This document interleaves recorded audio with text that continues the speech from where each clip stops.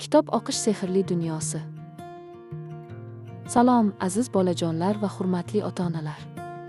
Bugun biz sizlar bilan kitob o'qishning sehrli dunyosiga sayohat qilamiz. Kitoblar bizga yangi bilimlar beradi, hayotimizni yanada qiziqarli qiladi. Kitob o'qish orqali biz ko'p narsalarni o'rganamiz. Masalan, turli xil mamlakatlar, qahramonlar va voqealar bilan tanishamiz. Kitoblar bizning tasavvurimizni boyitadi va dunyoqarashimizni kengaytiradi. Ota-onalar, farzandlaringizga kitob o'qib berish orqali ularning nutqini rivojlantiring. Birgalikda kitob o'qish oilaviy munosabatlarni mustahkamlaydi. Kitob o'qish bolalarning kelajagi uchun eng yaxshi sarmoyadir. Bolalar uchun kitob tanlashda ularning yoshiga va qiziqishlariga e'tibor bering.